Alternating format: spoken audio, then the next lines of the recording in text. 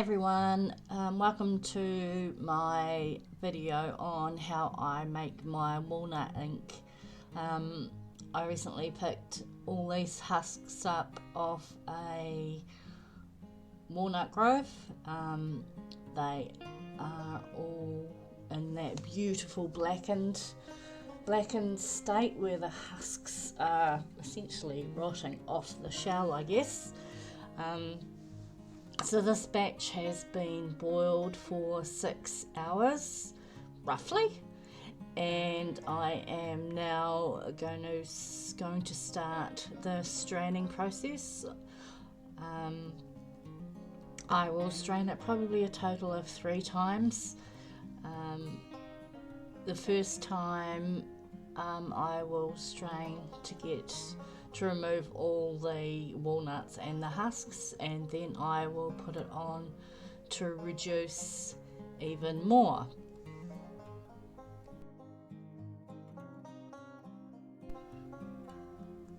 So here you can see the deep brown colour that's coming out of it, and this is the first strain. It does take a bit, and I will let it do that.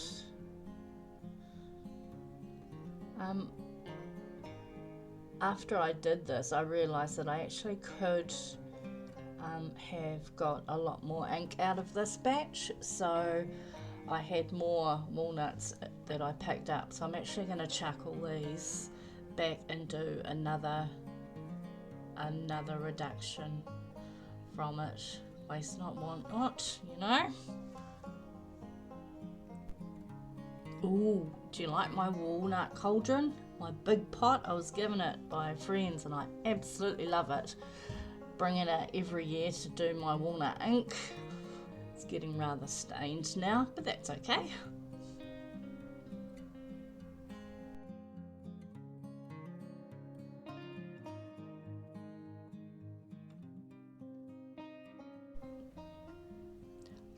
I usually store my walnut ink in the fridge. Even then, sometimes it does tend to grow a bacteria-filled, mold-laden lid.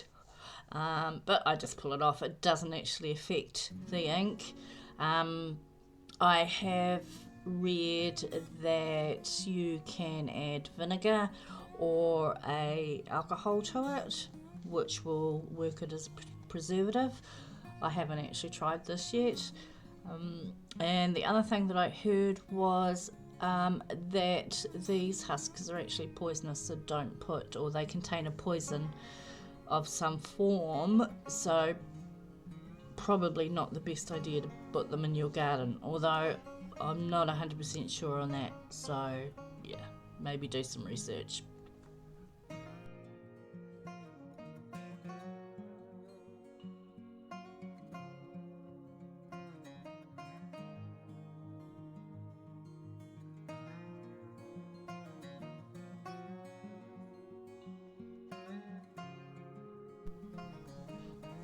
Here I'm taking the walnuts out and I'm going to squeeze as much liquid out of the pulp as I can, and like I said, there's still a lot of colour left in that pulp and those nuts, the husks, so I will redo it.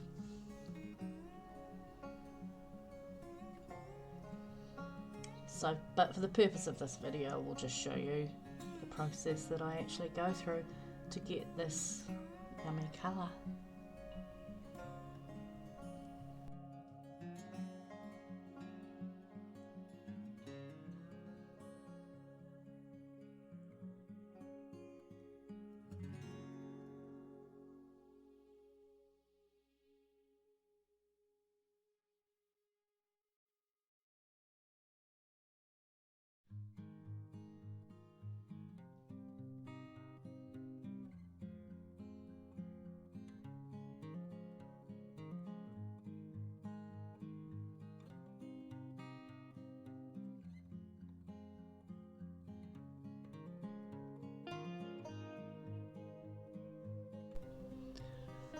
So here I'm putting it back into my lovely little cauldron or pot. Probably a jam pot really, if anything. Okay, so this I will reduce down. It's still got a lot of the sediment in it. I haven't removed that yet. So I probably reduce this down by half maybe. I'm not entirely sure, I forgot to measure. So here we have the husks that I just took out. I'm not sure how many in there, I didn't count. Probably 30, 20 or 30. So this is a lot that I'm going to add to the other husks that I've got and make more. So here we have it. This is what it is like when I've reduced it down.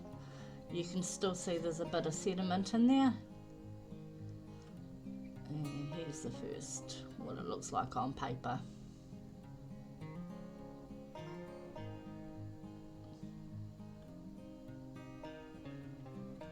It's beautiful, rich brown colour. It's got a bit of a green, oops, a green, not a tinge, but a hue to it.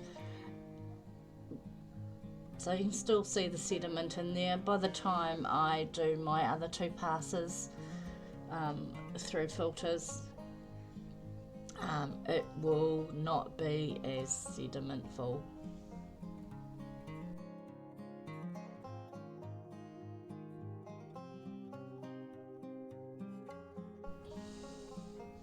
So this is the first pass. Just 2 napkins. I didn't have any coffee filters, which might have worked better, but seemed to do an okay job. You can see the colour creeping up the napkins.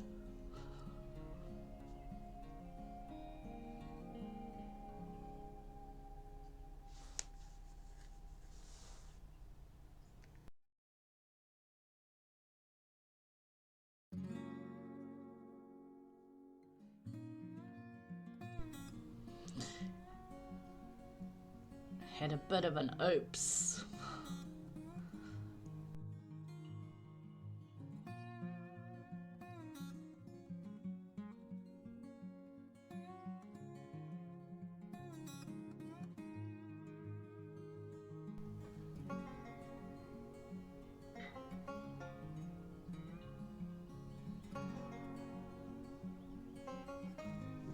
So this is with the first pass.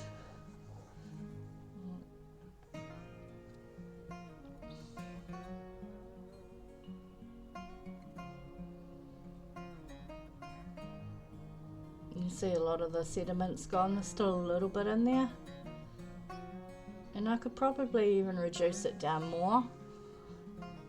But I'll see how it works when I go to use it, to whether I actually do reduce it down. So here I'm going through some muslin, and I am obviously doing another pass to get rid of some more sediment.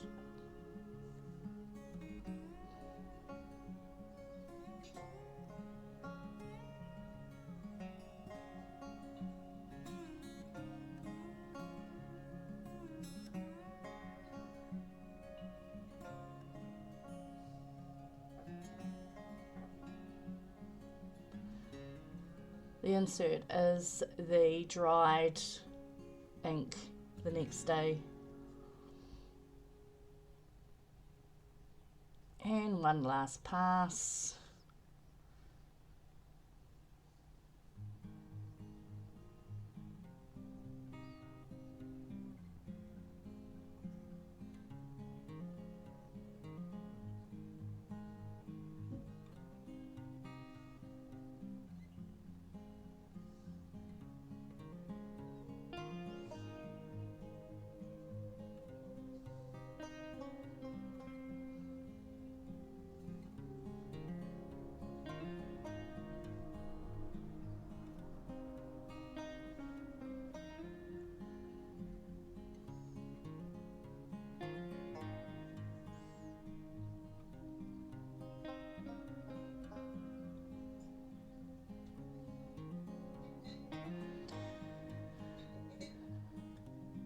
One should always check lids.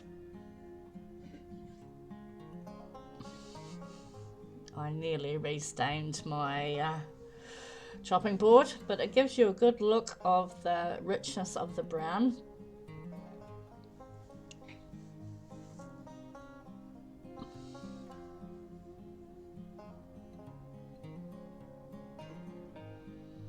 And there you have it.